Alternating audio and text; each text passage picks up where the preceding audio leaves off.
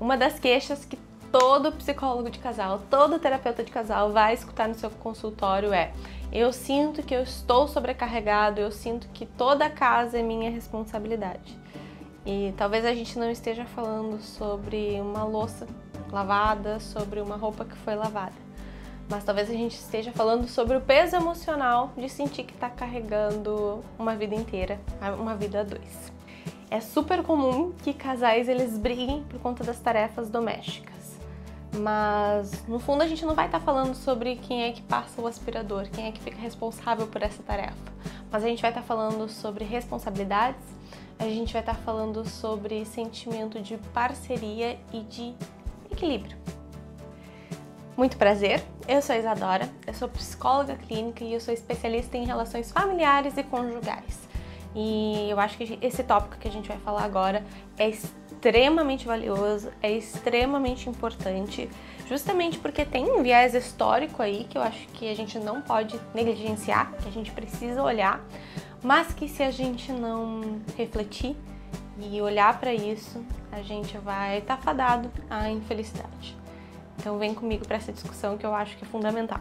Quando a gente está falando sobre uma divisão de tarefas domésticas desigual, a gente vai estar falando sobre o sentimento que geralmente uma pessoa tem de que ela está assumindo mais tarefas do que ela consegue dar conta. Então, no mundo moderno, né, a gente está tendo uma crise nos relacionamentos justamente porque o que acontecia há 50, 80, 100 anos atrás, hoje em dia já não faz mais sentido. Hoje em dia as regras do jogo mudaram e a gente está tendo que se readequar a tudo isso e talvez a gente tenha um pouco mais de dificuldade. Então vamos pensar num panorama histórico, né? Por que a gente está vivendo essa crise nos relacionamentos? Porque a gente ainda não teve tempo hábil de se adaptar. Então nós precisamos de tempo para se adaptar a algumas coisas, a novas tecnologias, a novas formas de se viver, a novas realidades. A gente precisa de tempo para se adequar a isso e a gente ainda não teve esse tempo hábil. Eu vou explicar um pouquinho para vocês como é que a gente chegou até hoje, para a gente falar em como seguir, em como dar conta desse dilema. No pós-guerra, então a gente teve ali a Primeira Guerra Mundial, a Segunda Guerra Mundial, e que nesse momento da história do mundo, os homens eles acabaram falecendo, muitos dos homens acabaram não voltando para suas casas. Então a gente teve um déficit, tanto no mercado, então o mercado estava sem trabalhadores para dar conta das necessidades da vida do mundo, quanto as mulheres também, elas estavam desamparadas, então elas precisavam ir para o mercado de trabalho justamente para acabar provendo para os seus filhos, provendo para os seus pais, enfim, provendo para quem estava ali naquele núcleo familiar. E depois de um tempo, conforme isso foi acontecendo, o mundo foi se estabilizando, as mulheres elas acabaram ficando com dois trabalhos. O trabalho de estar lá fora e trabalhando, fazendo as atividades que eram do seu escopo de trabalho remunerado, mas elas também ficaram com um trabalho de dentro de casa. Então as nossas bisavós, elas tinham a tarefa de cuidar do lar, de cuidar dos filhos, de manter o lar organizado. A gente fala muito que isso são as funções executivas do lar. Isso significa que é aquela engrenagem que a gente precisa fazer para uma casa, né, dar conta de si. Então, lavar a casa, lavar a roupa, lavar a louça, tudo isso faz parte desse escopo de funções executivas da casa. Só que hoje a gente tem justamente esse desafio. Muitas mulheres trabalham 8 horas por dia, às vezes até mais, durante 5 dias, às vezes 6 dias na semana, e elas ainda têm essa outra jornada de trabalho de cuidar desse lar. E aí que vem o conflito conjugal, porque daí muitas vezes em relações heterossexuais, elas vão olhar para aquele parceiro e vão falar: poxa vida, tu trabalha tanto quanto eu fora de casa e dentro de casa. Dentro de casa eu estou me sentindo sobrecarregada. Então, geralmente é um dilema, sim, feminino, mas não necessariamente, tá? Só tô dando esse panorama pra gente entender como é que a gente chegou nesse estágio que a gente tá.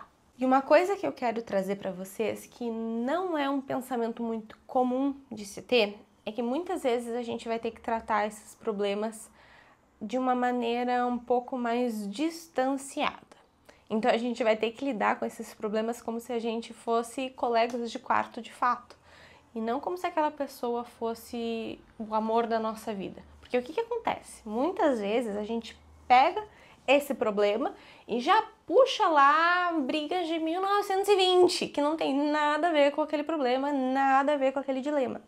E aí tudo acaba ficando muito confuso e a gente não consegue olhar para o que de fato pode ser feito, como que a gente pode de fato estar solucionando essa questão. E aí eu acho que vem uma das dicas de ouro que eu posso dar para vocês, que é justamente ter um momento na semana para ter a reunião da família. Eu sei que é um termo um pouco estranho, mas é bem isso. Então, dentro daquela reunião da família, o que vocês vão fazer? Vocês vão observar todos aqueles pontos que não ficaram confortáveis durante a semana. Ah, a toalha ficou por trocar.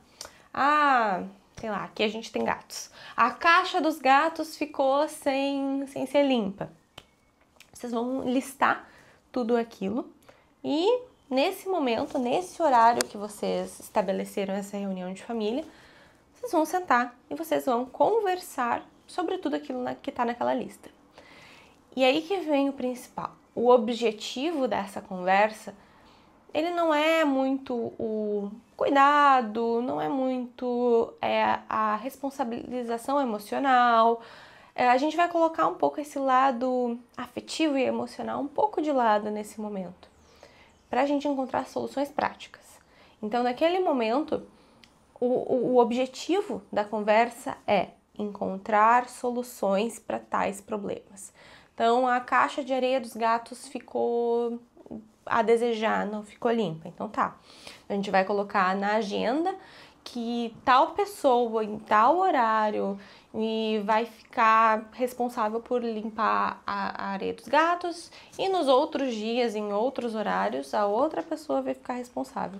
Então o objetivo sempre é encontrar soluções rápidas e fáceis e que fiquem ali muito instintivas, até, de certa forma. Então o grande objetivo é que vocês consigam lidar com esses problemas como colegas de quarto.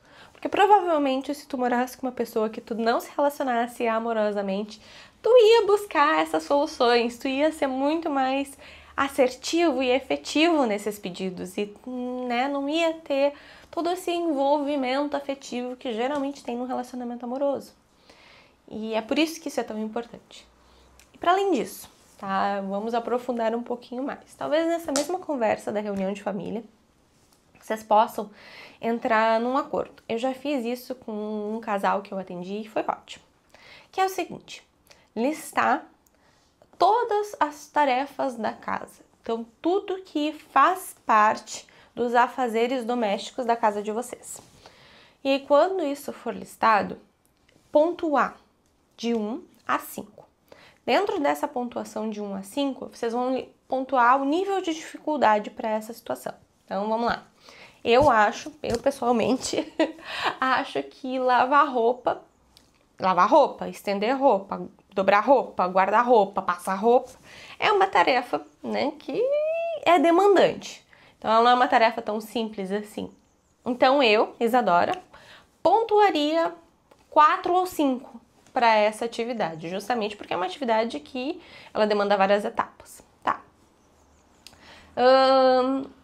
Talvez uma outra atividade seria guardar as bagunças no final do dia. Tá, essa atividade muitas vezes pode demorar uns 15, 20 minutos, então eu pontuaria essa tarefa 2. Aspirar o chão. Tranquilo, para mim, novamente para mim, Isadora, tranquilo. Pontuaria 1. Então tu vai indo item por item e vocês vão pontuando o nível de dificuldade dessa tarefa.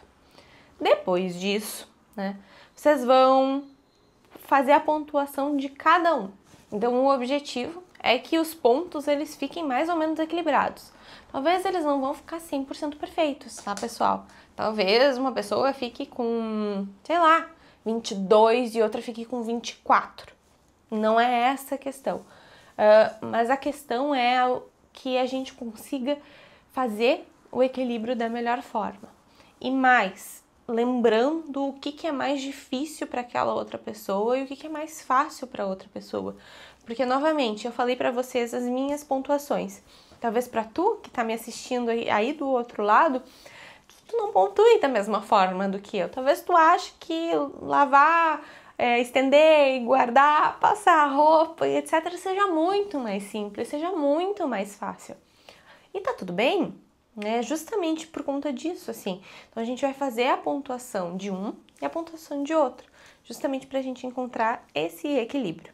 A divisão das tarefas, ela pode parecer algo super simples, mas na verdade, quando a gente consegue encontrar um caminho confortável para todo mundo, quando a gente consegue resolver esses dilemas, na verdade a gente vai estar falando sobre como toda relação vai ser resolvida, porque nessas situações a gente cria habilidade, e conforme a gente vai ganhando habilidade para lidar com alguma situação um pouco mais difícil, algum conflito, quando a gente tem essas habilidades de negociação, uma habilidade de comprometimento, escuta, responsabilização, quando a gente tem isso, no final das contas a gente vai construir uma relação muito mais saudável.